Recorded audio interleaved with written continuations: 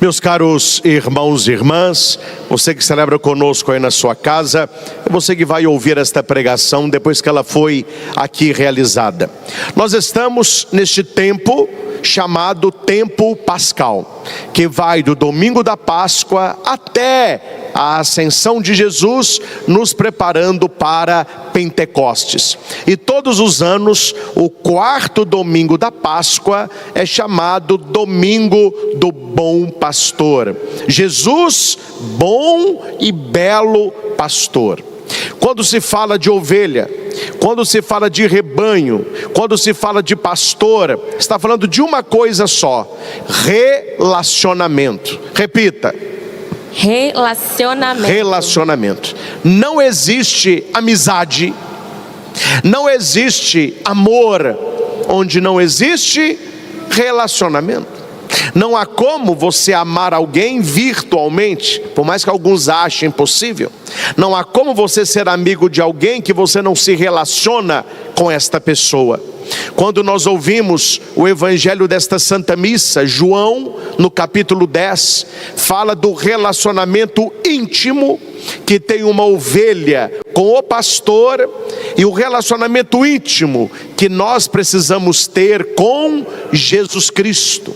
É preciso, meus irmãos, sair de uma superficialidade da fé, ou talvez um Jesus que você já ouviu dizer, ou talvez até que você já leu, mas que você não conhece, que você não entrou em relacionamento com Ele. É por isso que nós frequentamos igreja, é por isso que nós viemos à missa, é por isso que nós fazemos adoração, é por isso que nós temos vida de oração. São Pedro, no seu último versículo da sua segunda carta, resume toda a ortopraxis cristã, a prática católica: procurar crescer no conhecimento e na intimidade com Jesus Cristo, nosso Senhor. Jesus não é um personagem histórico, Ele é uma pessoa, e nós precisamos ter relacionamento com Ele, através dos sacramentos, através da sua presença real na Eucaristia, da sua palavra que nos alimenta, da nossa vida de espiritualidade, para que nós possamos dizer: Ele é o meu pastor. Se você pega uma ovelhinha e ela vê num homem o pastor dela, é um relacionamento de amizade, um relacionamento próximo, um relacionamento de dependência. A ovelha depende do pastor para tudo. Diferente dos rebanhos que a gente conhece: porco, você joga lavagem lá, ele se vira. Boi, vaca, joga ração, joga capim, solta o bicho. A ovelha é totalmente diferente, ela necessita cuidado para tudo, e quando eu falo tudo, é tudo. Ela só dorme se tudo está em paz. Pastor, ela não sabe escolher alimento, não sabe escolher bebida, não tem senso de direção, não tem defesa alguma, não sabe como lidar com a realidade. O pastor tem que estar o tempo todo cuidando do rebanho, se ele o ama. E a ovelha, ela vai acostumar com o cheiro do seu pastor, e ela jamais seguirá outro, porque ela conhece a voz dele, o cheiro dele, o jeito dele, a sombra dele. A pergunta é, meus irmãos, será que nós conhecemos Jesus Cristo como pastor da nossa vida? Será que nós temos relacionamento íntimo com Jesus Cristo para não trocá-lo por nada e por ninguém? O evangelho que nós escutamos, Jesus coloca as 3 colunas do relacionamento com Ele. Está no versículo 3. A ovelha escuta a voz, Ele chama pelo nome e as conduz para fora. Quando Jesus fala de escutar a voz, é intimidade. A ovelha, ela só levanta a orelhinha e ela só segue o seu pastor. Não sei se você já viu algum redil. Primeira vez que eu conheci foi na cidade de Fátima, Portugal, lá na aparição de Nossa Senhora. Quando nós descemos um caminho para ir ao anjo, aquele anjo que aparece na Eucaristia, né? E ensina a oração: eu creio, adoro, espero. Atrás há um grande redil, e tem ovelha à vontade. Quando eu fui a primeira vez, eu achei que era um rebanho só, porque é tudo junto e misturado. Mas aí o guia me disse: olha, amanhã, se o senhor quiser acordar mais cedo, nós vamos vir aqui para o senhor ver como que o pastor separa as ovelhas, e o senhor vai usar isso em pregação. Falei: opa, eu quero ver. Aí o grupo ficou no hotel, eu levantei bem cedo e fui com ele lá ver os pastores separando a ovelha. Aí eu entendi o que é escutar a voz. Muitas ovelhas, tinha mais de 200 ovelhas, um redil enorme. Aí chegou um pastor, ele toma lá o seu chá, põe lá o seu bornal, o seu chapeuzinho, pega a varinha, e o porteiro, tem lá o porteiro, Jesus fala, né, que quando chega o pastor, o porteiro abre. Então há um porteiro que dormiu ali vigiando. Ele abre a porta e o pastor, ele apenas emite um som. Pode ser uma canção, pode ser um barulho, pode ser um grunhido, mas tem que ser o mesmo. E quando o pastor começa com aquele barulho, as ovelhas dele levantam a orelhinha, ele começa a bater numa latinha, e as ovelhas ficam de pé e vão saindo. Ele não faz nada, ele só fica cantando aquilo, e elas vão saindo. Hora que sai a última, ele confere, todas as dele estão ali, as outras dormindo, como se não fosse com elas. Saíram as dele. Pouco tempo depois veio uma jovem, que o pai dela estava doente, então ela foi pastorear naquele dia. Ela também começou a cantar, fez os gestos que o pai fez. As ovelhinhas dela levantaram a orelha e a seguiram. Fiquei impressionado. Aí ele falou: tá vendo? É assim que Jesus compara o nosso relacionamento com Ele. Pode ser outras vozes, outras propostas, outras vidas, mas a ovelha daquele pastor só segue a voz que ele conhece. E a pergunta é: no meio de tantas vozes, a gente conhece a voz de Jesus Cristo?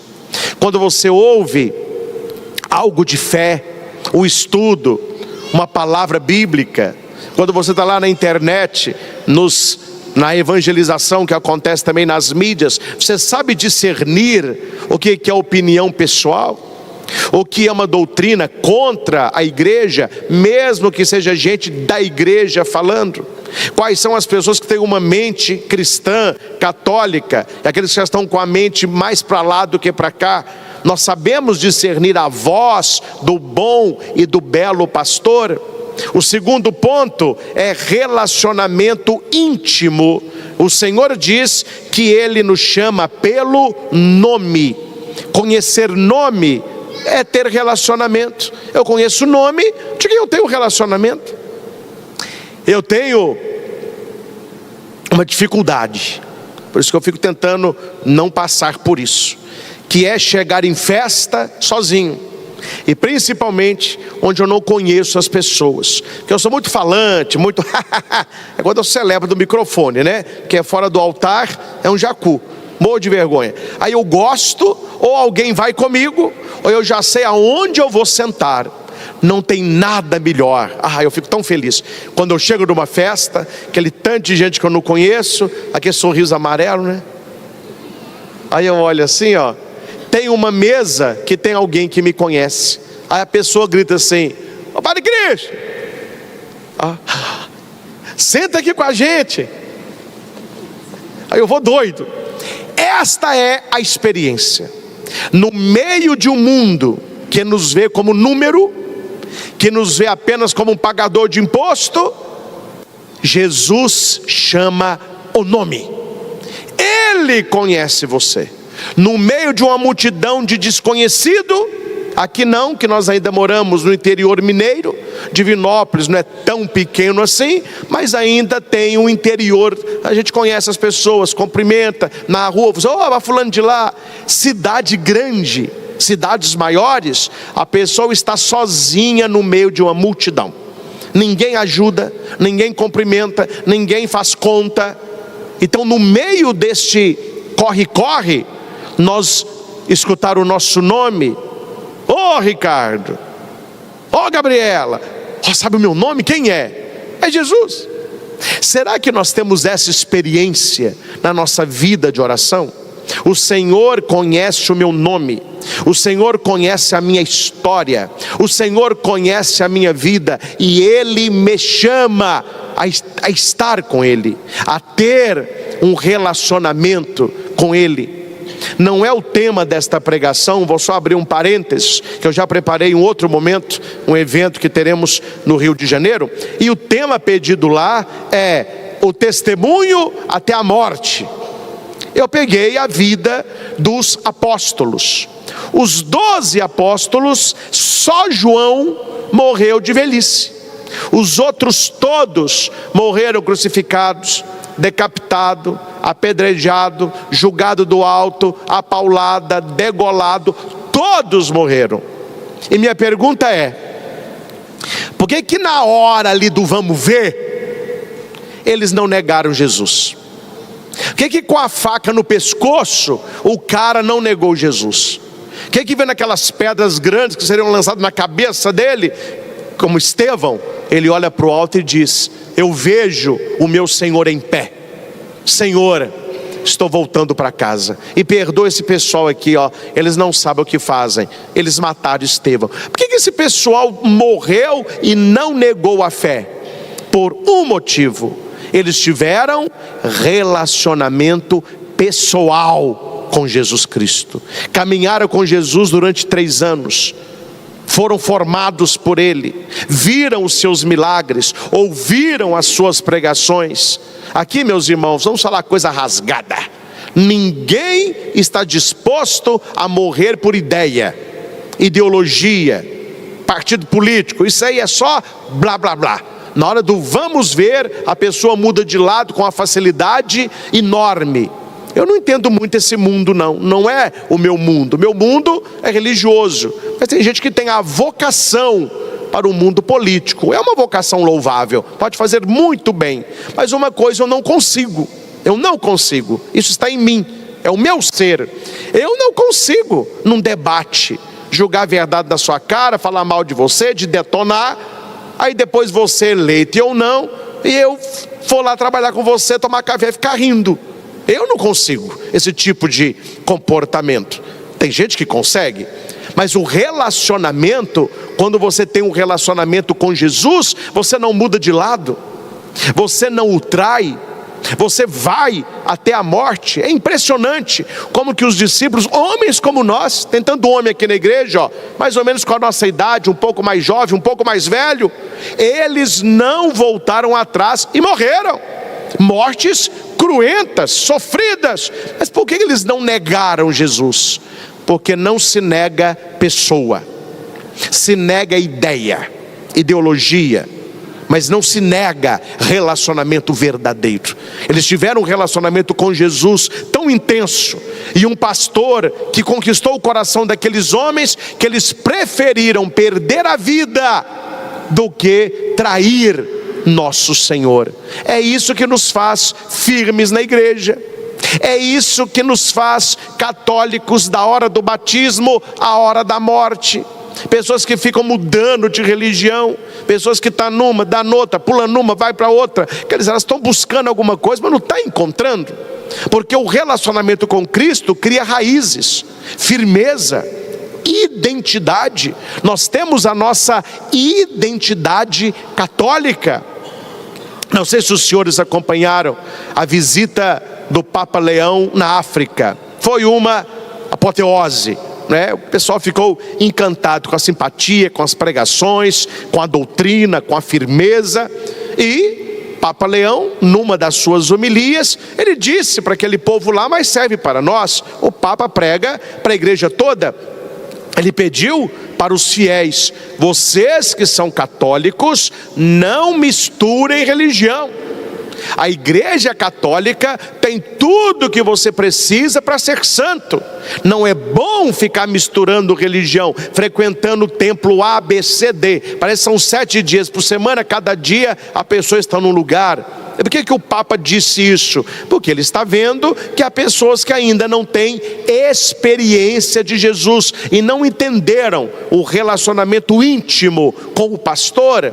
O pastor que tem a voz que nós definimos, o pastor que nos chama pelo nome. E terceiro, o pastor que me conduz. Aqui, meus irmãos, é uma atitude de humildade para nosso Senhor. Eu vejo os pais de adolescentes, não de todos, claro, aqueles que não foram tão bem educados assim. Tudo que o pai e a mãe fala com eles, o que eles respondem? Eu já sei. Eu já sei. Eles sabem tudo, mas você vê, a vida deles é um fora atrás do outro, né? Só tá murro em ponta de faca. Quando Deus levanta Davi para ser o rei de Israel, o que Davi disse? Não, deixa comigo que eu mato no peito. Deixa comigo que eu sei. Eu vou bombar. Não. Davi se mostra humilde. E ele disse: eu não passo de um adolescente. E eu não sei como conduzir o teu povo. Quando Deus levanta Salomão, ele pede: olha, peça o que você quiser que eu te dou. Olha, me dê sabedoria, porque eu não sei como conduzir o teu povo. O que essas pessoas nos ensinam? A dependência de Deus, a humildade na presença de Deus, dizer a Deus que você não sabe, que você não dá conta, que você não é suficiente e que Ele pode nos conduzir. A ovelha se deixa conduzir. Por isso que Jesus diz no texto bíblico: o bom pastor, as ovelhas conhecem a voz, chama pelo nome e as conduz para fora. O cristão se deixa conduzir por Jesus Cristo. Nós escutamos a segunda leitura, e permita-me citar o versículo 23 do capítulo 2 da carta de São Pedro. Vocês têm um folhetinho aí. Eu quero o final do versículo. Vou ler todos para vocês acharem aí. Estou no 23. Quando injuriado, aqui está falando de Jesus Cristo, né? Quando injuriado, não retribuía as injúrias. Atormentado, não ameaçava. Antes, quem achou aí, vamos ler, compadre. Antes, vai lá, colocava a sua causa nas mãos daquele que julga com justiça. Meus irmãos, se eu posso te dar um conselho, te dou agora: coloque as tuas causas nas mãos de Deus. Coloque os teus projetos nas mãos de Deus. Se as pessoas se deixassem conduzir, elas seriam mais felizes. Mas tem gente, me desculpem, mas tem um narizinho bem em pé. Não, eu faço é do meu jeito. Não tem negócio de jeito de Deus, não tem palavra de Deus, não tem orientação do Espírito Santo. Eu faço, eu quero e eu faço. Eu quero construir aqui, é aqui que eu vou construir. Eu quero namorar essa pessoa, é essa que eu vou namorar mesmo. Eu quero estudar nessa faculdade, é aqui que eu vou. Eu quero trabalhar ali, eu vou entrar de qualquer maneira. Aí a pessoa vai levando a vida assim, e nada dá certo. Ela não é feliz no namoro, a família não vive em paz, o trabalho não lhe dá prosperidade, tudo. Por que isso? Porque nós devemos nos deixar conduzir pelo pastor. Aquilo que você quer, coloque nas mãos daquele que julga com justiça. Oração antes, oração durante, oração depois. Vamos repetir isso? Oração antes, oração durante, oração depois. Antes, para saber se é para fazer. Durante, para fazer certo. Depois, para agradecer. Vou te dar exemplos simples para os jovens. Começou a época do namoro. Você olhou para ela, ela olhou para você, olhou para o rapaz, o coração mexeu, ó, bom partido aquele ali. Antes, meu filho, de entrar, reze. Meu Deus, eu quero colocar nas tuas mãos este relacionamento que eu quero ter. Esta pessoa que eu estou gostando, a gente já está saindo, nós estamos conectados com o outro, eu estou vendo o que é legal, eu acho que eu vou agregar para ela, ela vai agregar para mim, mas eu te peço, Jesus, abençoa, se for da tua vontade, que se não for, que nem comece. Se não for, que o Senhor providencie outra pessoa, porque eu vejo agora. O Senhor já vê daqui a 6 meses, 1 ano, 10 anos, 20 anos. Conduz-me. Se tudo der certo, é vontade de Deus. Se acontecer alguma coisa que não deu certo, você fala: nossa, que livramento, hein? Eu rezei e o negócio não foi para frente. Você quer construir uma casa, comprou o terreno, vai lá rezar, joga água benta no terreno, joga a medalhinha de São Bento para tirar o mal, olho gordo, e reza: oh meu Deus, é aqui que eu quero construir a minha casa, morar com a minha família, quintal para as crianças, um bairro bom.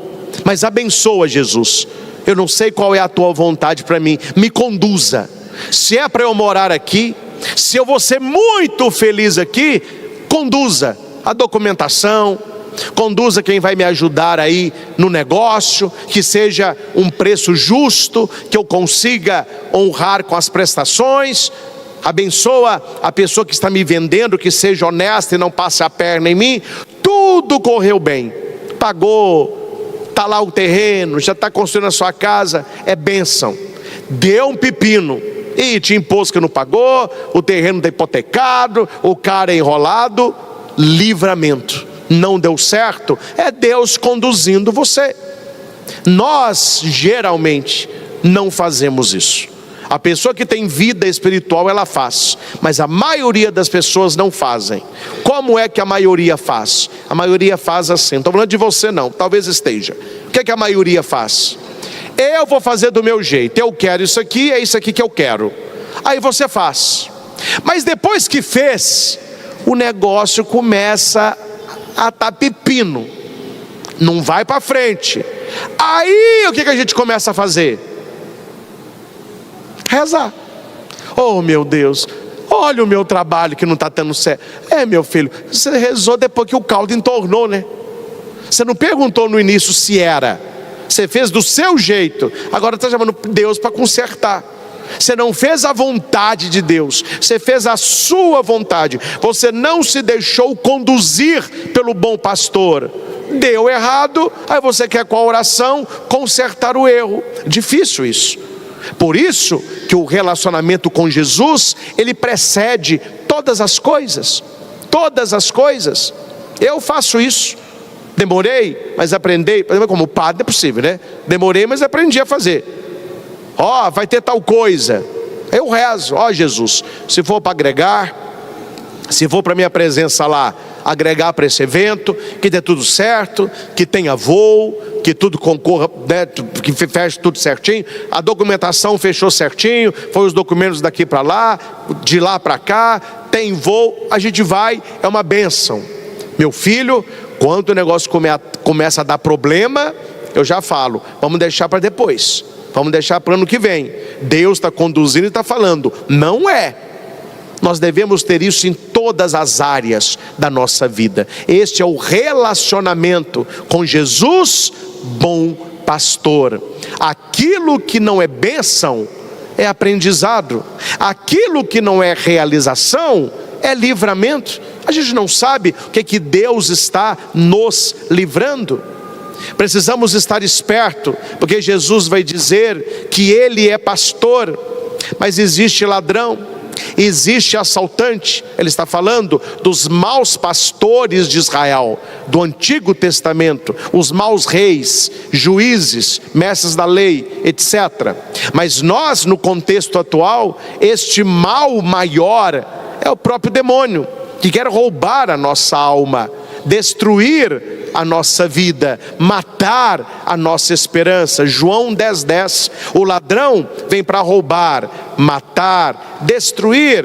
E Jesus: eu vim para que tenhais vida, e vida plena. Nós temos 2 caminhos para seguir: o caminho do mal e o caminho do bem, o caminho do pecado ou o caminho da santidade.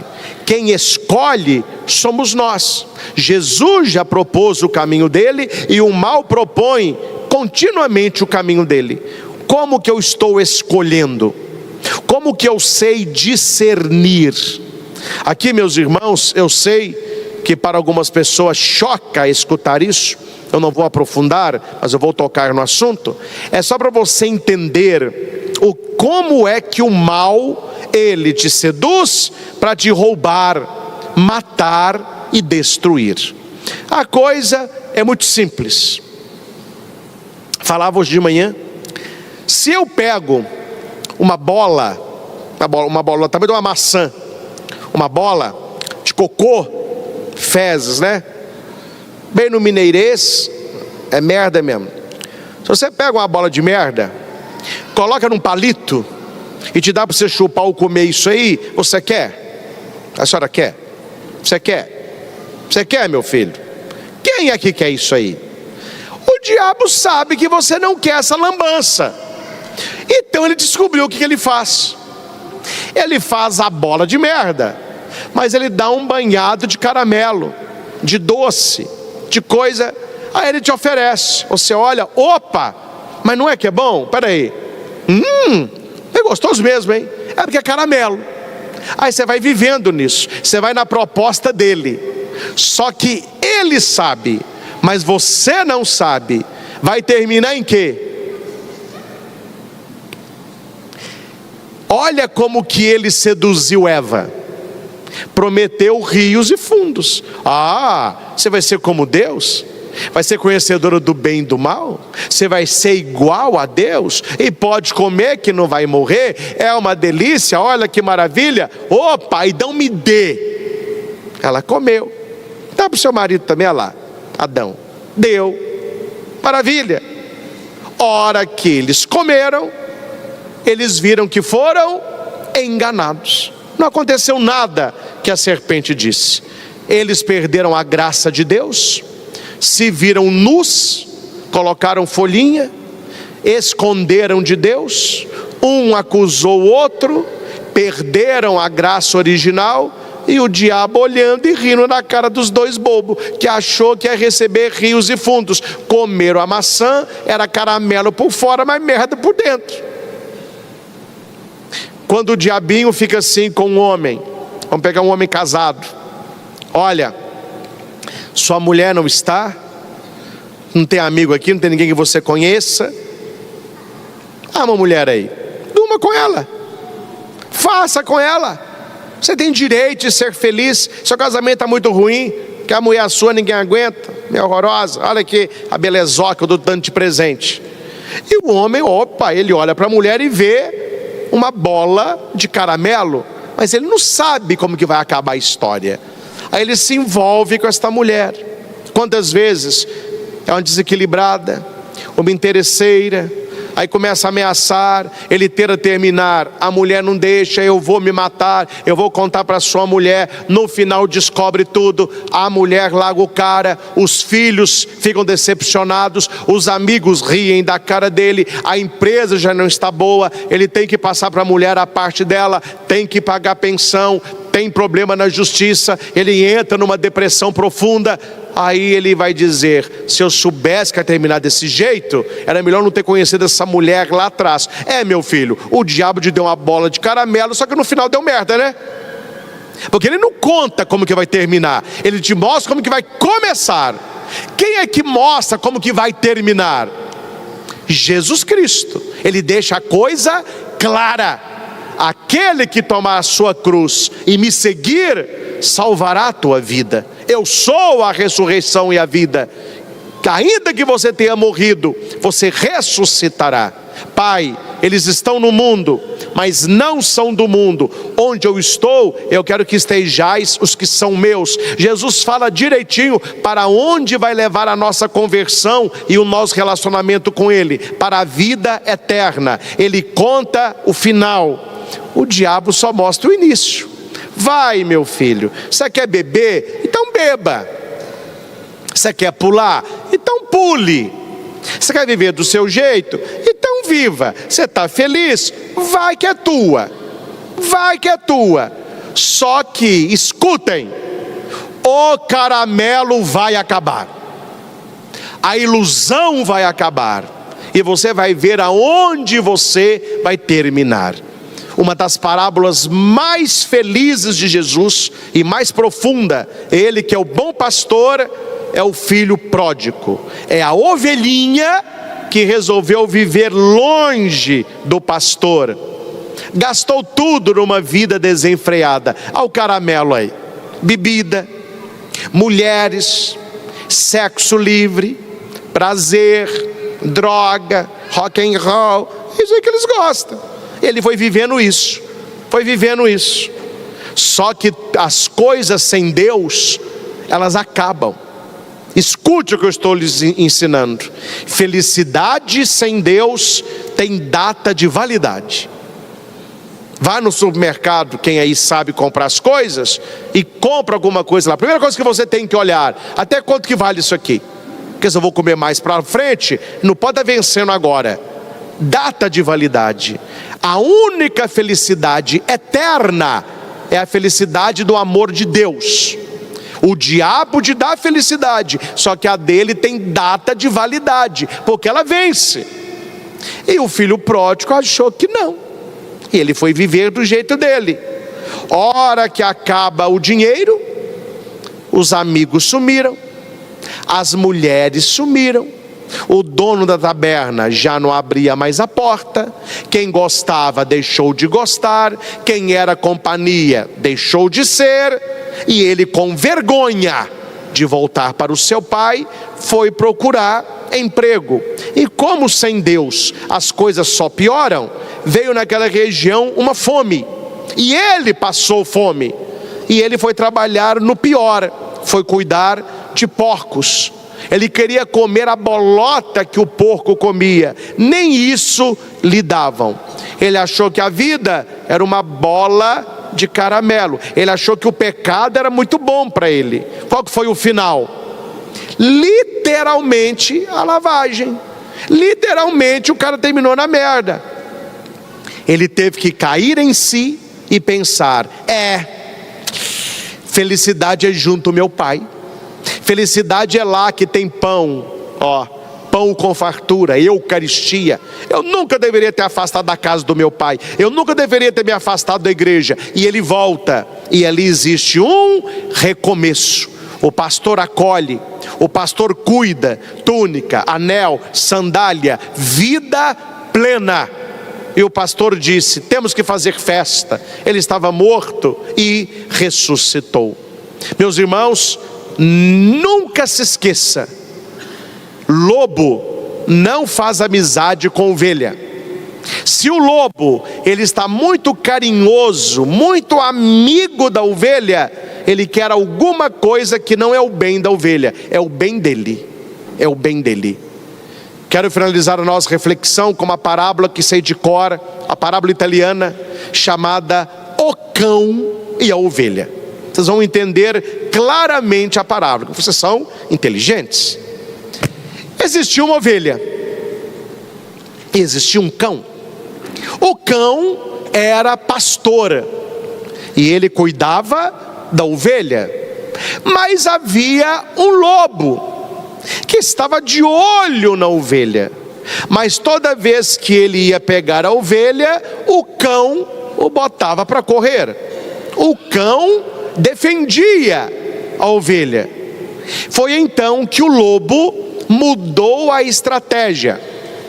Ele começou de longe, quando o cão não estava, a conquistar a confiança da ovelha. Chamou ela de amiga, deixou uma coisinha gostosa para ela comer, fez para ela um buquezinho de matinho, ela foi e comeu, e ela começou a olhar o lobo de maneira diferente. Que coisa! Tudo que o cão fala não é o que eu estou vendo. Esse lobo é tão simpático, ele está me tratando tão bem, ele nunca me fez mal. E o lobo de olho no cão. E quando o cão estava com a ovelha, ele dizia: olha, fique esperta, porque eu não sei com que você anda falando, mas o lobo ele só quer uma coisa: matar, roubar e destruir. Ele é mau na essência, ele quer te devorar. Eu estou aqui para salvar a sua vida, precisando, berre, que eu vou te acudir, eu vou te acudir. Tá bom, mas ela estava bem inclinada para o lobo. Foi então que o lobo deu a cartada final. De longe, o lobo disse assim: ovelha, eu demorei a ter coragem de falar o que eu vou te falar hoje. A ovelha: pode falar. Sabe qual é o problema daquele cão? Ah, é o cão pastor? Exatamente. Eu descobri qual que é o problema dele. Ele tem inveja da nossa amizade. Ele tem inveja do nosso relacionamento. Porque você quer ser minha amiga, eu já provei que eu quero ser seu amigo. Então esse cão, ele está te tolhindo a liberdade. Ele não deixa você passear, ele não deixa você ficar sozinha muito tempo, ele não deixa você entrar na floresta. Esse cão não está te dando felicidade não, ele está acabando com a sua vida. Ó, a ovelha desse dia para frente começou a olhar para o cão com desconfiança. Tudo que o cão fazia para ela, a ovelha achava ruim. Ih, você não sai de perto de mim? Ih, você fica me mandando? Ih, você não me dá minha liberdade? E o lobo de longe viu que ele estava conseguindo o que ele queria. Um dia, o lobo de longe disse para a ovelha: eu já te provei por A mais B que eu sou seu amigo. Eu quero um voto de confiança. Vamos passear juntos. E a ovelha disse: eu confio em você. O lobo fica me tolhindo, o lobo não quer que eu seja feliz, perdão, o cão fica me aprisionando, o cão não quer que eu seja feliz, o cão fica me implicando. Pois é, eu quero que você seja feliz, vem para cá, vamos passear. Aí diz a dona Coruja: foi a última vez que foi visto o lobo com a mão no ombro da ovelhinha, cheio de love, e os dois entraram na floresta. Passada algumas semanas, não é que o lobo volta, agora querendo amizade com o cão, só que com uma diferença: ele vestia um belo casaco de lã. Ponto final. Para quem sabe ler, meus irmãos, um pingo é letra. Nós estamos numa sociedade cheia de lobos, querendo que você desconfie do cão. Nós estamos numa sociedade com pessoas com a boca doce como mel, mas um coração ruim como fel. E elas estão colocando na cabeça de muita gente, na mais tenra idade das crianças: desconfie do pastor. Quem é o pastor? É Jesus Cristo. É a igreja, é a pregação que você ouve. Esse pessoal não te quer feliz, esse pessoal não te quer livre, esse pessoal não te deixa fazer o que você quer. Nós não. Se você estiver com lobo, aqui é liberdade, aqui é passeio, aqui é festa. Tem alguma coisa errada, tem alguma coisa errada, porque o pastor sabe que o lobo nunca será amigo da ovelha, e se ele tem para com ela palavras doces, algo está por trás, e quem dera que fosse segundas intenções. Tem gente que tem segundas, terceiras, quartas, sétimas intenções, e ela vai te colocando contra a única pessoa que você jamais podia se afastar: do pastor, de Jesus, da igreja. Porque enquanto a ovelha está perto do pastor, enquanto aquela ovelhinha estava perto do cão, o lobo não se aproximava. Qual foi a estratégia? Como eu não consigo afastar o cão da ovelha, quem sabe que eu consigo afastar a ovelha do cão? Mas claro, meus irmãos, só se eu desenhar. O diabo sabe que ele não consegue afastar Jesus Cristo de você, mas ele consegue afastar você de Jesus Cristo. E é isso que ele quer: afastar você do sacramento, afastar você de uma vida de oração, Não estou condenando os senhores, estou alertando. Veja, meus irmãos, o tempo que as pessoas gastam com o celular na mão. O celular na mão de muita gente parece biblioterço. É a última coisa que ele mexe, e a primeira coisa que ele mexe quando acorda. A pessoa não reza, mas está lá, ó. O tempo que a pessoa gasta passando o perfil, era um tempo que ela podia rezar um pouquinho, ler o evangelho do dia, ouvir uma música cristã católica, fazer uma meia hora de adoração, rezar a Nossa Senhora. Não, para isso aí não tem tempo não. Mas para fazer o que não deve, o que o lobo está fazendo? Afastando a ovelha do cão, afastando a ovelha do pastor. Aí lá na frente, ele vai te oferecer algo que parece maravilhoso, mas o final da história todo mundo sabe qual é. Só Jesus Cristo pode nos dar vida e vida plena. E finalizo com o último versículo do salmo que nós cantamos. O Senhor é o meu pastor e nada me faltará. Eu fiz questão, já tem alguns anos, eu adquiri a Torá, que tem os Salmos, tem o Pentateuco, é o livro judaico, e tem os Salmos em aramaico, que é a língua original do Salmo. Eu fiz questão de ir no Salmo 23 e fazer uma tradução no pé da letra.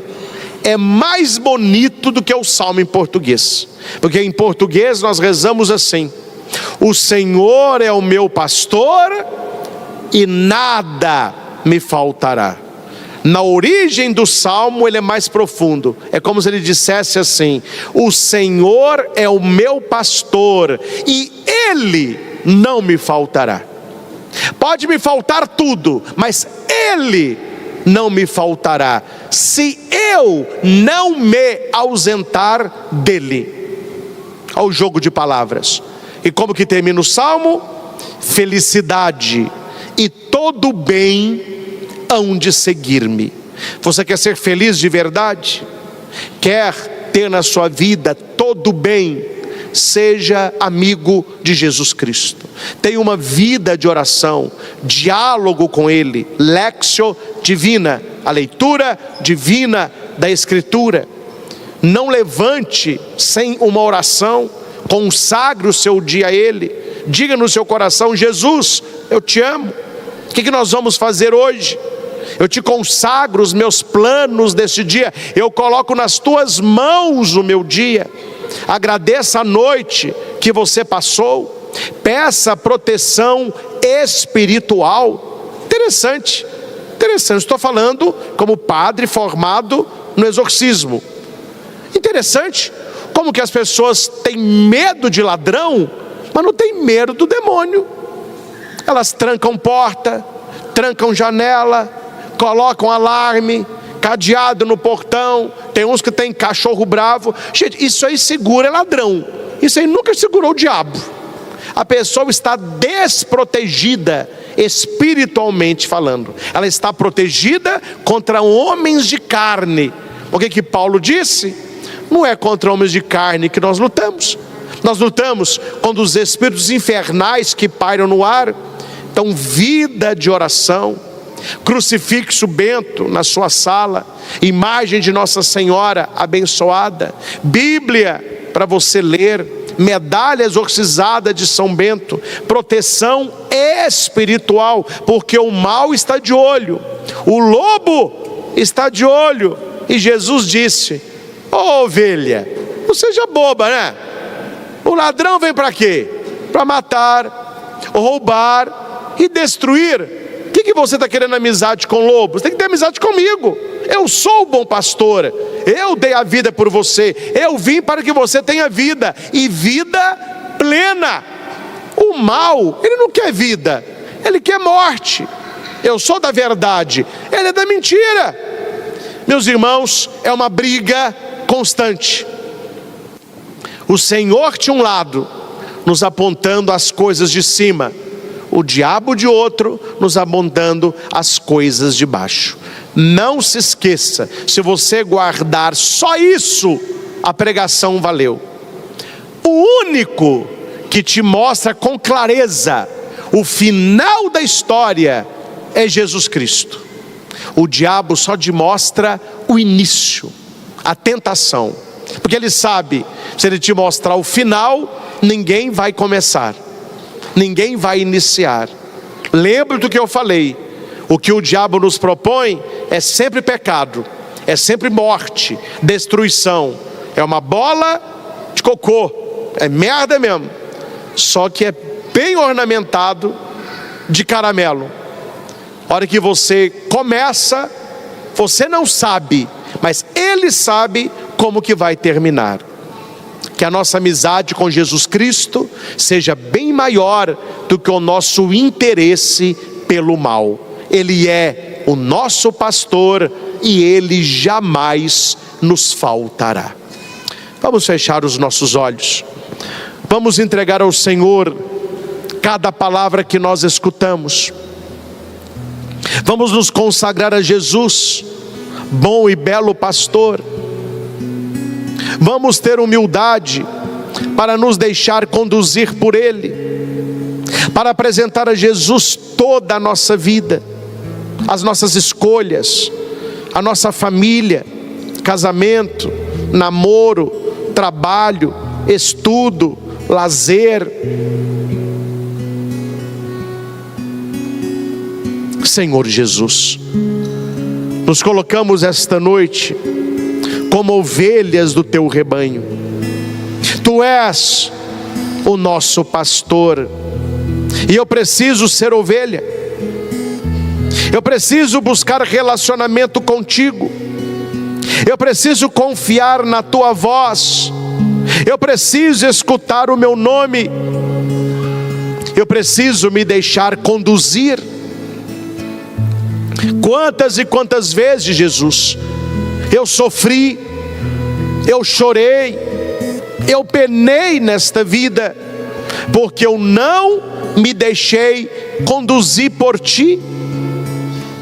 Eu fui uma pessoa orgulhosa, eu achei que eu sabia o que fazer, eu fiz a minha vontade e não a Tua, e no final deu tudo errado.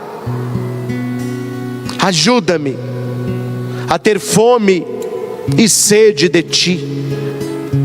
Ajuda-me. Este é o dia que o Senhor fez para nós. Alegremo-nos e nele exultemos. Repitamos: este é o dia que o Senhor fez para nós. Alegremo-nos e nele exultemos. Diga para quem está ao seu lado: alegria, sorriso nos lábios. O Senhor ressuscitou. Meus irmãos, nós acabamos de ouvir o evangelho desta vigília pascal, e Jesus, ele aparece e ele vai dizer apenas uma coisa: alegrai-vos. A nossa alegria é uma alegria de dentro para fora, é a alegria de saber que o nosso Deus vive e que o nosso Deus é o Senhor. Esta é a mãe de todas as vigílias, é a celebração mais importante da igreja, porque é nesta noite que a igreja proclama: o Senhor ressuscitou. Talvez nem todos saibam como é contado as horas, para que você entenda por que Jesus ressuscita no terceiro dia. Para o judeu, o dia não começa para nós como a meia-noite. O dia começa às 18 horas, que para eles não se chama 18 horas, é a primeira vigília. Cada vigília dura 3 horas. Então, até as 21 é a primeira, meia-noite é a segunda, 3 horas da madrugada é a terceira, 6 horas da manhã é a quarta. Então são 4 vigílias. Os soldados romanos faziam troca entre as vigílias. Por isso que o evangelho vai dizer que quando Jesus caminhou sobre o mar, era perto da 4ª vigília, ou seja, estava perto de amanhecer. E as horas não são contadas como a nossa. Quando amanhece é hora prima, é hora segunda. Jesus morreu na hora nona, que é o que vale às 3 horas da tarde. Então pense comigo, Jesus morre num dia 14 de Nisan, no mês, na hora nona, sexta-feira. Ele é sepultado, porque depois que o sol fosse embora, já era véspera de Páscoa, e não se podia sepultar. Por isso que eles pediram a Pilatos, e Pilatos autorizou o sepultamento. Então Jesus, ele é sepultado na sexta-feira. Ele passa o sábado no sepulcro, e no sábado, depois das 18, já é domingo. E essa madrugada entre as 18 e o nascer do sol, que Jesus ressuscita. A hora no relógio ninguém sabe. O que se sabe é que Jesus é colocado no túmulo, e quando as mulheres lá vão, ainda de madrugada, estava escuro ainda, a pedra tinha sido rolada e os anjos deram a notícia.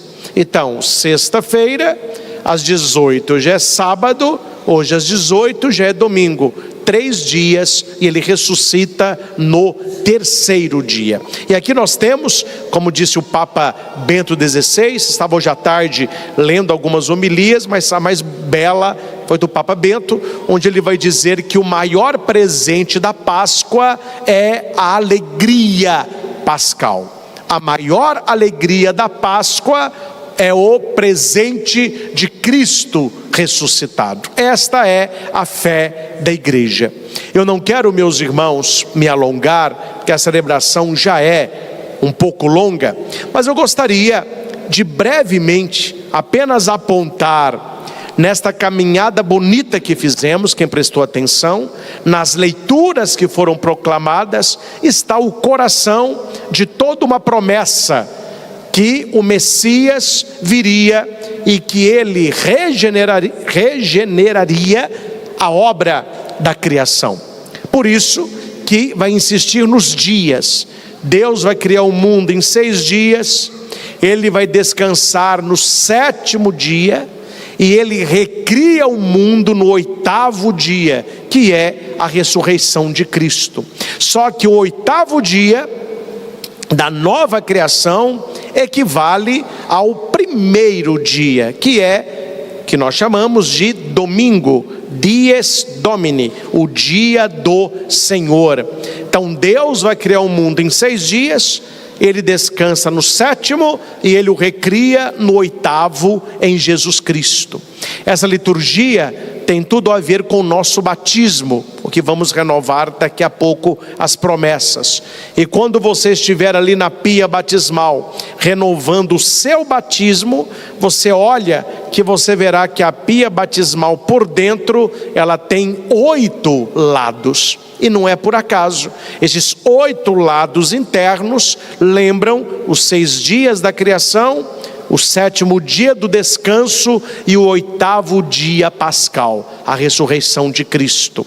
A pia batismal, ela tem 4 lados que remontam aos pontos cardeais: norte, sul, leste, oeste. E esses pontos cardeais vão dar numa cruz. O centro, por isso que nós falamos, ele está no meio de nós. O meio é a fonte batismal, é o útero da igreja, é onde os filhos de Deus, eles são gerados e regenerados pelas águas batismais. O importante esta noite não é tanto a explicação de leitura por leitura, que se o fizesse, cada leitura seria uma homilia. As minhas homilias giram em torno de 40 minutos. Imagina cada leitura que os senhores ouviram, 40 minutos de explicação. O sol nasceria, o padre estaria aqui explicando. Não farei, mas algo vocês precisam entender, e eu vou mostrar agora. Por que são essas as leituras? Por que não são outras leituras? Por que a igreja na vigília pascal vai trazer estas leituras? Quem quiser acompanhar com o folheto em mãos, eu vou dar algumas indicações. Você pode levar o folheto para casa. A primeira leitura que escutamos é do primeiro livro da Bíblia, é o primeiro livro da Torá, chamado Gênesis. A palavra Gênesis significa origem. 10 vezes aparece a expressão Deus disse. Então Deus, ele vai criando o mundo pelo poder da palavra. Deus, ele só usa as mãos quando é o homem. Façamos o homem a nossa imagem e semelhança. Aí ele vai moldar o homem. Até aí é só a palavra. Ele vai falando e as coisas vão acontecendo. E a pergunta é: ele é o que fala? É o Pai. Ele é o que fala. Não existe fala sem sopro. Tire o ar do seu pulmão, vê se você consegue falar alguma coisa. Na hora que a pessoa, quando tem um esforço muito grande, ela corre, ela esforça, ela fica assim: espera aí que eu vou falar, deixa eu recuperar o ar. O ar é o Espírito, o Pai é o que fala. E quem é a palavra falada? Quem é o verbo que faz a ação?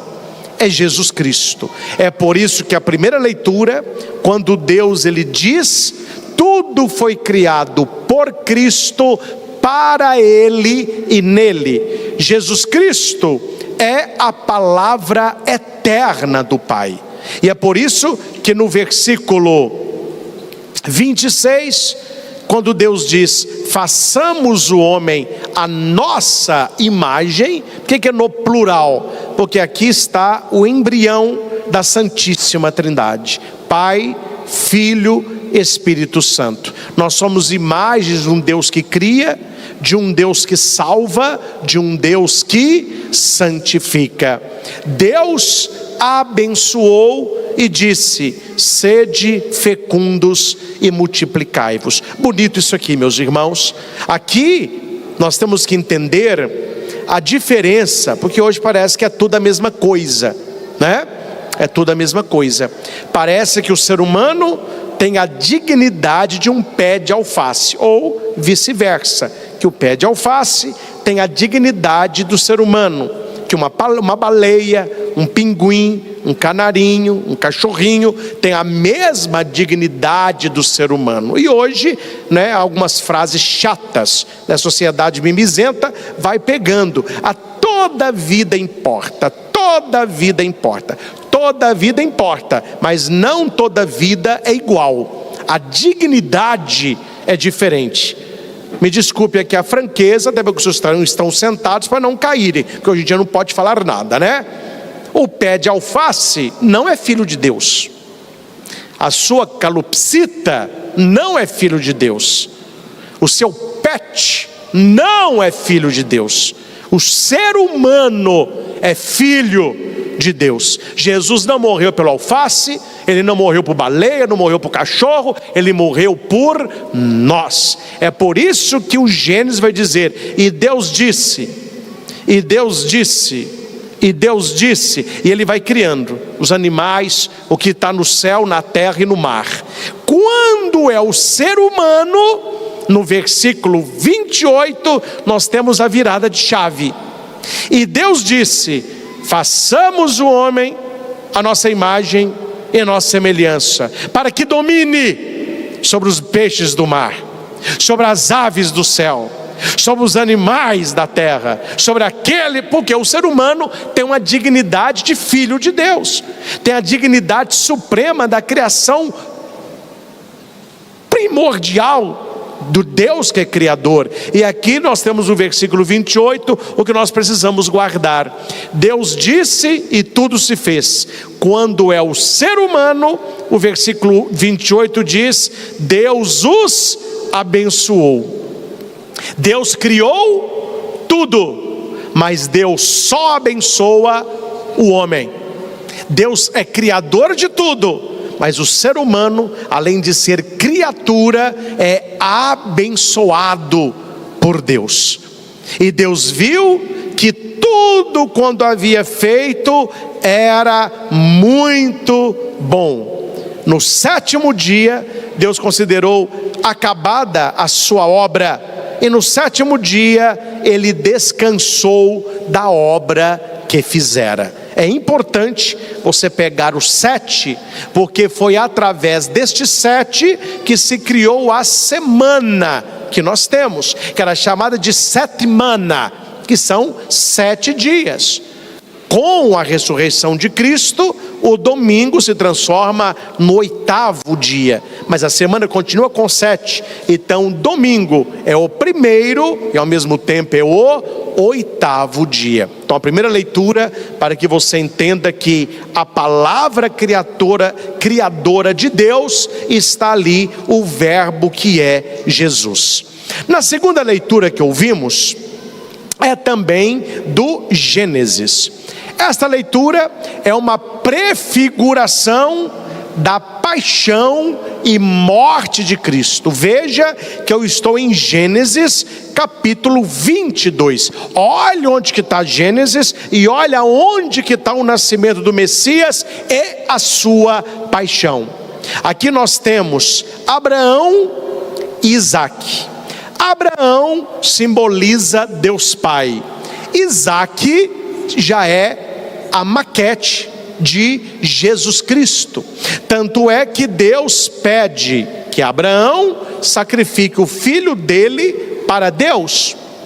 E Abraão assim faz. Ele pega Isaque, coloca o fecho de lenha para Isaque carregar. Todo mundo já entendeu. Isaque estava subindo um monte carregando o fechinho de lenha. Jesus vai subir o monte Calvário carregando a cruz. Ele vai perguntar para o pai: ó pai, eu estou vendo aqui o fogo, eu estou vendo a lenha, estou vendo na sua cintura a adaga, mas onde que está o sacrifício? Quer dizer, cadê o cordeirinho? Abraão não podia dizer, mas era o menino. O que ele respondeu? Deus proverá a vítima para o holocausto. Presta atenção, como que se diz vítima em latim? O padre pegou pesado também, né? Mas vítima em latim é ostiuma, que em português deu hóstia. Então a palavra hóstia significa vítima. O cordeiro que Deus providenciou, porque quando Abraão levanta a adaga para sacrificar Isaque, o anjo aparece: Abraão, não faça mal ao menino, porque você foi provado e aprovado. Deus viu a sua fé. Imagina a alegria de Abraão. Soltou o pezinho do menino, soltou a mãozinha, abraçou o seu filhinho assustado. Hora que Abraão olha de um lado, tem um cordeiro preso com um chifrinho numa moita de espinho. Cordeiro com espinho na cabeça. Você vê, todas as leituras apontam para Jesus Cristo. Aquilo que Abraão disse aconteceu: meu filho, eu não vou sacrificar você, Deus vai prover. Ao invés de sacrificar a nós, Deus entregou o seu filho. O que Abraão não precisou fazer, Deus fez. É por isso que João, quando vê Jesus, vai dizer: eis o Cordeiro de Deus. Então isso é o coração da segunda leitura. A terceira leitura que escutamos foi do livro do Êxodo. Diz aos filhos de Israel que se ponham em marcha. Nós estamos em marcha. É por isso que toda missa que participamos tem a procissão de entrada. Aquela procissão que nós fazemos de entrada não é para desfilar, não, é a igreja em marcha. E quem está na frente? A cruz. Hoje na procissão, a cruz, né? Claro, não estou criticando quem faz. Eu não faço porque não é correto, mas cada um faça o que acha por bem, né? Mas na missa não é correto, porque não é litúrgico, o padre entrar sorridente, cumprimentando as pessoas. Olá, tudo bem? Boa noite, seja bem-vindo. Dom Maria, olá, ei criança, ei, o pessoal gosta, né? Ah, que padre simpático. tudo bem. Isso aí tem o abraço da paz, o padre pode ficar na igreja acolhendo quem chega, pode abraçar quem sai, mas a procissão de entrada, ela tem um significado. É a igreja que entra para o mistério do Calvário. Se vocês observam na procissão de entrada a mão do padre e a mão dos acólitos, nós entramos de mãos postas. A mão posta, muita gente acha que é sinal de santidade. Não, é porque Jesus foi amarrado nos braços, ele ficava assim, ó. Então é como se estivéssemos amarrados, entrando para o santo sacrifício da missa. E o sacerdote, ele entra como? De mãos postas, olhando a cruz que o acólito está portando. Hoje, a cruz se entra com Jesus para frente, mas houve uma época na igreja que a cruz entrava ao contrário, Jesus para trás. Quando a cruz entrava, o padre ia olhando para a cruz e ia entrando para a celebração da missa. Repito, meus irmãos, não estou criticando quem faz, mas não é hora de fazer e eu não faço. Não é hora de ficar acolhendo, sorridente, é hora de você olhar para a cruz e caminhar e subir o monte. Por isso que o presbitério é mais alto, ele lembra o monte, o Calvário, o altar, a cruz, o sacrifício, o cordeiro lá de Abraão. É por isso que a igreja tem todo o significado. Por isso que aqui diz, não é? Disse aos filhos de Israel que se ponham em marcha. E aqui havia um obstáculo, que é o Mar Vermelho. Aquele mar, ele é trazido por quê para essa liturgia? Porque ali acontece a passagem. As pessoas estão presas no Egito, elas vão atravessar o Mar Vermelho rumo à terra prometida. Esta passagem pelo Mar Vermelho se diz Peshá. Peshá. Está aí que sai a palavra Páscoa. O que é a Páscoa judaica? É a passagem pelo Mar Vermelho. É a passagem da escravidão para a liberdade. Qual que é a Páscoa cristã? É a passagem da morte para a vida de Jesus. Qual que é a nossa Páscoa litúrgica? A passagem do pecado para a santidade. Tudo é passagem. E nós, diferentemente dos hebreus, eles passaram a pé enxuto, o mar aberto. Nesta noite nós não sairemos enxutos. Nós vamos renovar o nosso batismo na água. Então aquela água onde eles passaram simboliza o nosso batismo. Hoje se usa muito a pia batismal, mas até na Alta Idade Média, até 1700 por aí, até hoje alguns lugares têm. Não é mais comum, né? Mas as igrejas patriarcais, o batismo, ele era uma caminhada. Então ficava no meio da igreja, como se fosse, não é, para vocês entenderem, uma piscina, era um corredor, e a pessoa via, claro, a água reta, né? Mas o corredor, ele tinha esse desenho aqui, ó, simbolizando o Mar Vermelho. Então a pessoa estava pagando de um lado, ela atravessava aquele corredor, no meio o padre a batizava e ela saía cristã. Ela saiu do Egito do pecado e chegou na terra prometida, onde corre leite e mel. Ela morreu para o pecado e ressurgiu para a vida. Esta passagem, Peshá, é que deu o nome de Páscoa. É por isso que no versículo 30 está escrito assim: o Senhor livrou Israel das mãos dos egípcios.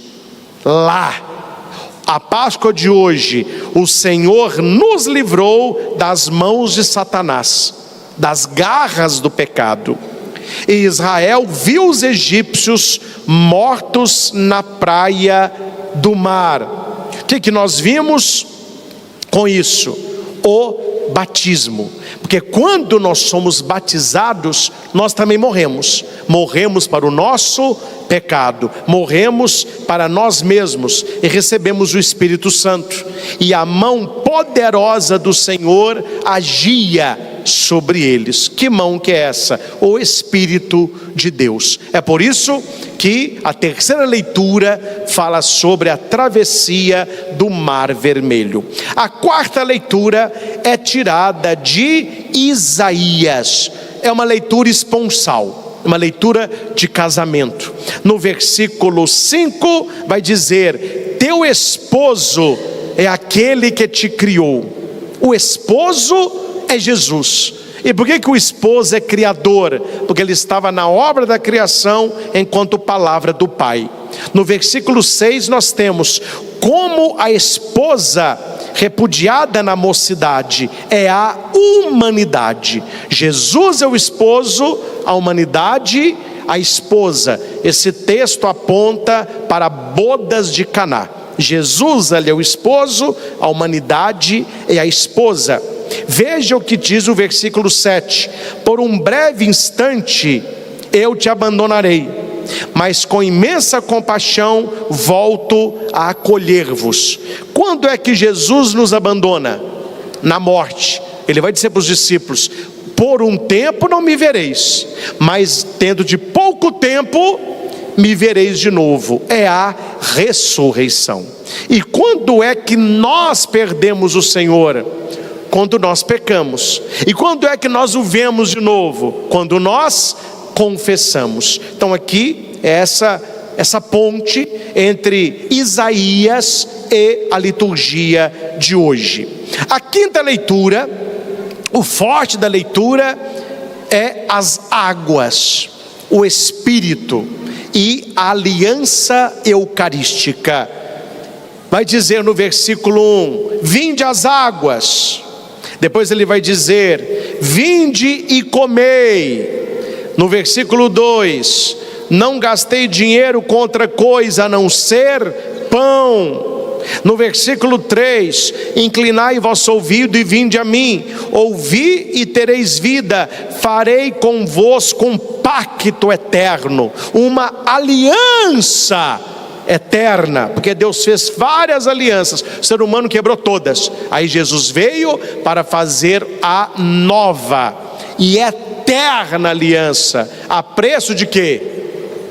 De sangue. Então veja: vinde e comei, pão eucarístico, vinde e bebei, sangue eucarístico, pão e vinho consagrado. Esse pacto é a Eucaristia. Então Isaías, no capítulo 55, ele aponta para o pacto eterno de Deus com a humanidade em Jesus Cristo. A sexta leitura é do profeta Baruque. Ele vai dizer no versículo 9: para aprenderes a sabedoria. Nós precisamos aprender a sabedoria.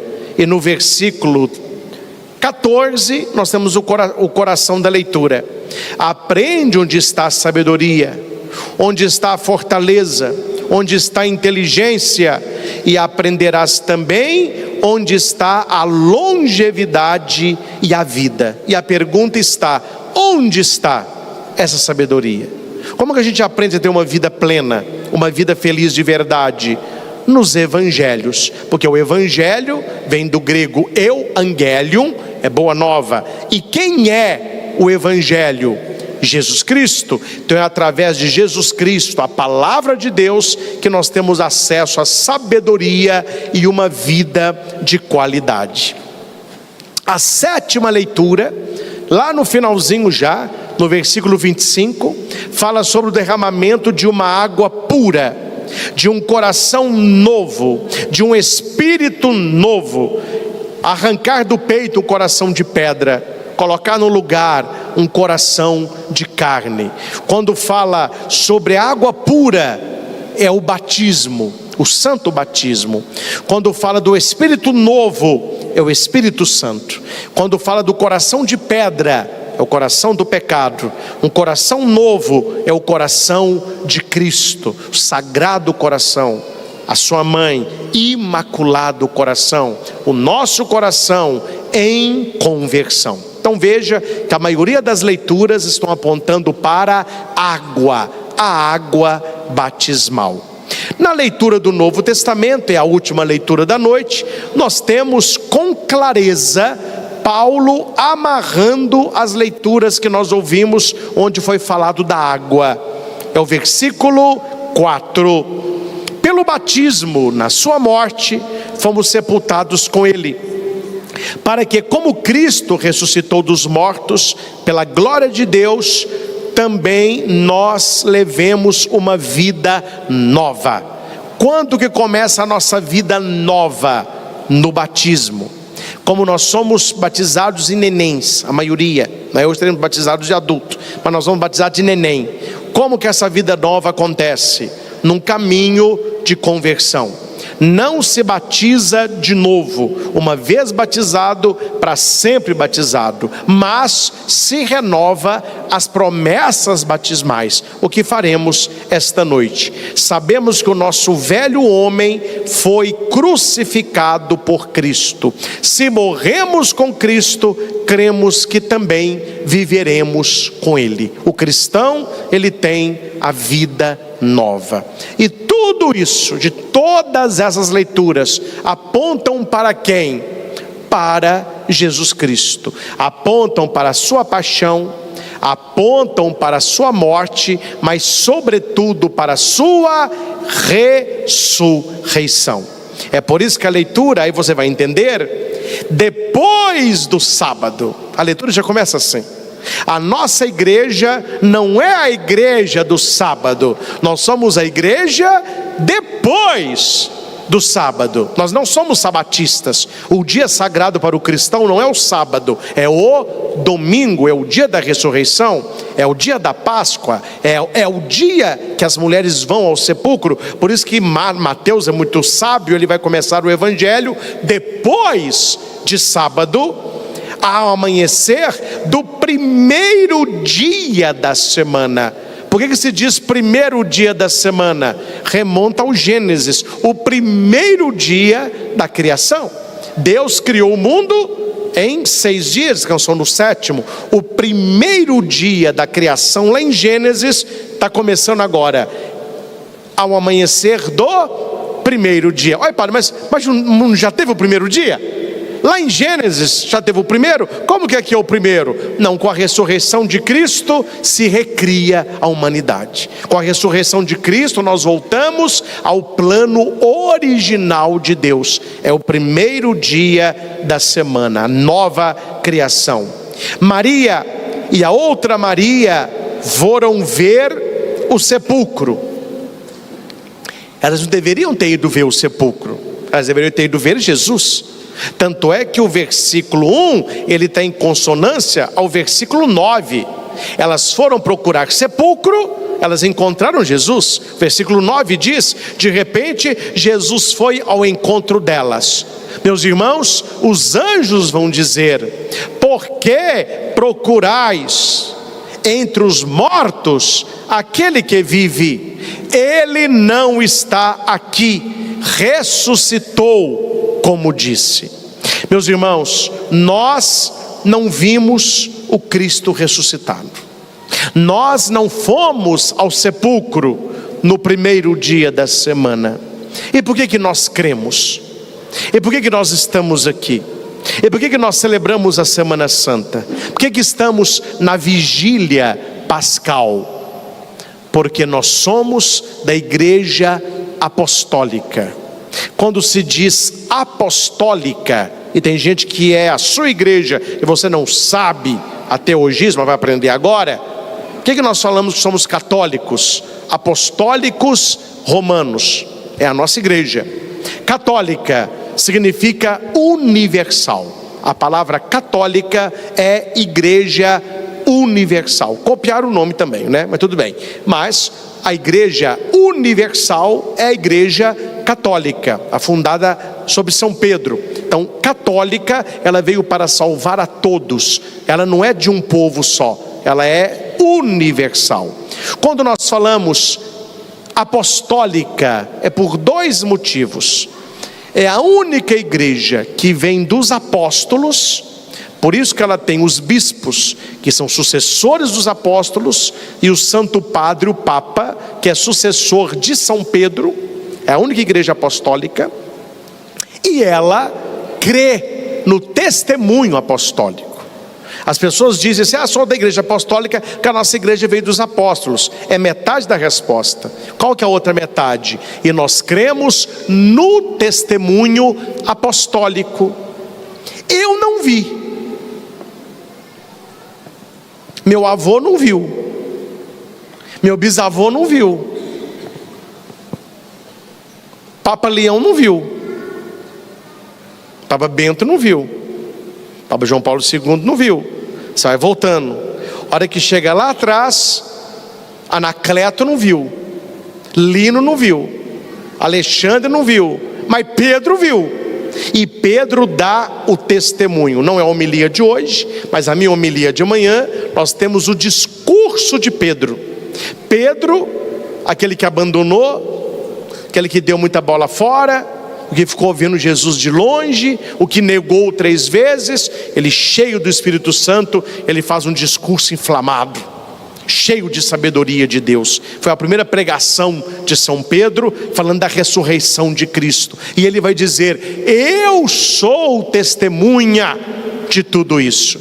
Por isso, meus irmãos, que nós somos da igreja apostólica, porque nós não vimos, mas os apóstolos viram, e nós cremos no testemunho deles. Por isso que nós somos apostólicos, nós cremos no testemunho. E Jesus nos elogiou, graças ao bom Deus, né? Quando Tomé vai tocar a chaga de Cristo, Cristo fala com ele: olha, você acreditou porque me viu. Felizes aqueles que crerão em mim sem ter me visto. Ele falava de quem? De nós, que em 2026 estaríamos aqui no Frei Galvão. Ele já sabia que haveria um povo que acreditaria nele. E a igreja tem esta missão. Esta é a missão primordial da igreja: evangelizar os povos, pregar Jesus Cristo. Por isso que as catedrais antigas tínhamos aqueles vitrais lindos com cenas do evangelho, porque o padre apontava e contava a história, e as pessoas viam e recontavam, e chegou até hoje.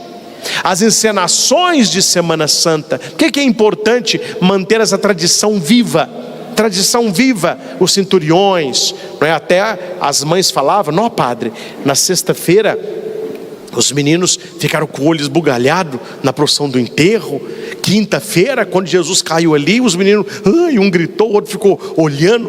Por que que a encenação ela mexe com a gente? Porque está sendo passado uma história, a história da salvação. Isto que nós estamos celebrando hoje, a igreja no mundo inteiro, os cristãos no mundo inteiro se reúnem. E por que que a fé chegou até nós? Porque o que Jesus ordenou está sendo cumprido: batizai a todos em nome do Pai, do Filho e do Espírito Santo, e ensineis a eles tudo o que eu vos disse. A história de Jesus, ela é contada e recontada. Eu vejo, com isso finalizo, pequenas crianças aqui no santuário. Tem um menininho ali, eu tenho outros ali. Eu vejo nas missas as crianças, e eu lembro que um dia eu fui aquele menininho. Eu ia na Semana Santa lá em Itaúna. Meu avô, Sr. Bismarck, extremamente católico, frequentava a Semana Santa toda, me levava com ele de mão dada. Eu, com os meus 7 anos, já entrei para a coroinha, fui para a catequese, aprendi as coisas do Evangelho, aprendi as coisas de Jesus, fui crescendo, me apaixonando por ele, pela igreja, a minha vocação a padre. Hoje, 50 anos depois, estou eu fazendo o que há 40 e poucos anos atrás eu via o padre Zé Neto fazer, eu via o padre Luiz Carlos Amorim fazer, eu via o padre Amarildo fazer. Hoje, anos depois, eu estou fazendo aquilo que eu via fazer, e aquele menininho que eu era, tem 2 ali, prestando atenção. Geração atrás de geração vão sendo evangelizadas, catequizadas, e a missão da igreja não para. Meus irmãos, acompanhem, talvez amanhã, quero fazer amanhã, por ser Páscoa, talvez faço na segunda. Eu fiz uma coleção, vou publicar no meu Instagram, do ressurgimento, do florescimento do catolicismo mundo afora. Nunca a igreja teve, na vigília pascal, tantos batizados, tantas primeira comunhão, principalmente África, Ásia, Oceania. Já vou dizer uma coisa hoje, alguns podem rir, mas quando acontecer, vocês vão falar: Padre, eu ri, vim pedir perdão que o senhor falou e eu duvidei. Os estudos apontam que em menos de 10 anos, os Estados Unidos será católico predominante. Está acontecendo uma conversão em massa dos norte-americanos à igreja católica. Quantos padres e fiéis estão abandonando a igreja anglicana da rainha, do império, e vindo para o catolicismo romano? Países muito liberais, contudo, Irlanda, Holanda, Bélgica, e não são velhos, são os jovens que estão voltando para a igreja, porque eles descobriram que o mundo não está saciando o que eles trazem no coração. Aquela frase que tudo vale para ser feliz, eles chegaram à conclusão que é uma falácia. Então acompanhe essa postagem que eu farei em breve, talvez amanhã, no mais tardar na segunda, para que você possa se alegrar em fazer parte desta família, sem apelação, sem luzes. Tá bom só isso, né? Mas que as pessoas vão acordando. E uma frase polêmica, mas direi, de um grande estudioso, ele diz que os falsos católicos estão saindo e os verdadeiros protestantes estão retornando à igreja católica. Olha o peso da frase. Enquanto os falsos saem, aqueles que estudam e que conhecem se convertem. Meus irmãos, algo está acontecendo e nós estamos vivos para contar. Onde já aconteceu na humanidade de milhares e milhões de pessoas rezando o rosário de madrugada, eventos Brasil afora, estádios lotados. Deus levantou Instituto Hesed, Frei Gilson, tantos pregadores das mídias, canais católicos, evangelizadores digitais. Hoje nós celebramos aqui essa vigília pascal. Antes as pessoas diziam assim: não, padre, mas quando tinha antigamente a Semana Santa ou vigília pascal, era uma multidão. Hoje nós somos menos. É porque naquela época era uma Semana Santa por cidade. Itaúna, a Semana Santa era na paróquia de Santana, então Itaúna inteira ia para a Praça da Matriz, então tinha aquela multidão. Mas essa multidão está longe. Se você pega hoje todas as igrejas que tem Semana Santa, que está tendo a vigília pascal agora, e você junta esse povo todo, não está nem sombra de longe o que era. Somos muito mais. Se você pega agora Divinópolis, nós estamos em Divinópolis hoje com no mínimo 47 vigílias pascais. Temos aqui no Frei Galvão, aqui embaixo temos Santa Terezinha, Candelária, as duas têm, Aparecida, Catedral, e você vai pular de lá, as paróquias têm, comunidades rurais têm, missionários de comunidades rurais, cada diácono dando uma igreja. Nós vamos em Divinópolis, mais ou menos 20 e poucos padres, todos celebrando vigília pascal, todos, reúne esse povo todo numa praça. Você vê o que é multidão? Quer dizer, a igreja está mais viva do que nunca, se reunindo para o grande aleluia desta madrugada. E cabe-nos imitar as mulheres. Se queremos imitar alguém, vamos imitar essas mulheres do Evangelho. O Evangelho termina dizendo: as mulheres aproximaram-se e prostraram-se diante de Jesus. Páscoa é isso, nos aproximarmos do Senhor e não sair mais, nos aproximarmos do Senhor. E o adorarmos, prostramos na sua presença. O Senhor está vivo e ressuscitado. E para nós, meus irmãos católicos, a ressurreição tem um significado bem peculiar, porque quando ele sobe aos céus e as pessoas ficaram olhando ele subir com saudade, os anjos falaram: homens da Galileia, por que vocês estão olhando para o alto aí? Está indo embora? Não, se mesmo Cristo que o visse subir, ele voltará em glória. Aí os discípulos voltaram assim um pouco tristes, falaram: passou rápido, né? 3 anos, parece que foram 3 semanas. Agora ele foi, né? Fazer o quê, né? E a gente? Vamos pregar, né? Falou para pregar. Nós estamos com saudade dele. Tá bom. Aí alguém diz assim: pai, mas que dia que é hoje?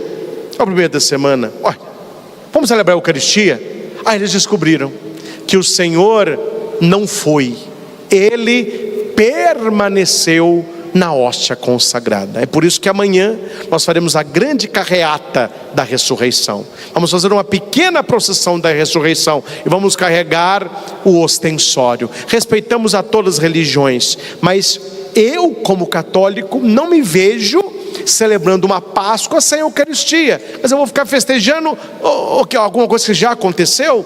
Um Cristo que é apenas espírito?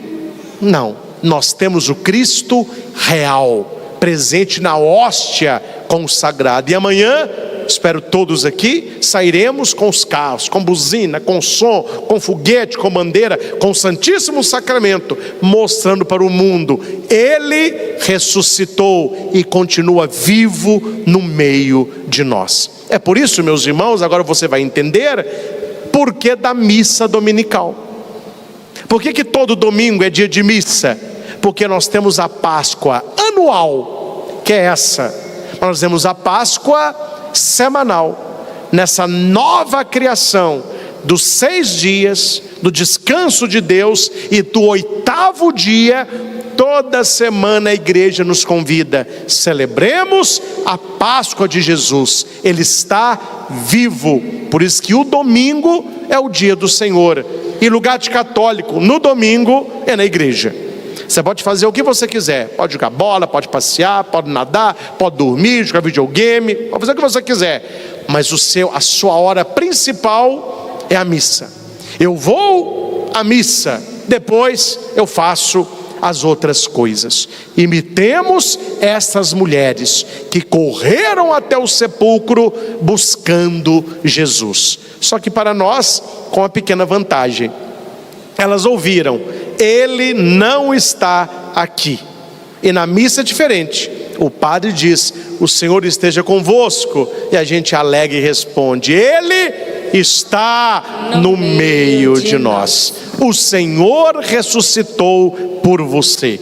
Este é o dia que o Senhor fez para nós. Alegremo-nos e nele exultemos. Louvado seja nosso Senhor Jesus Cristo, para sempre seja louvado.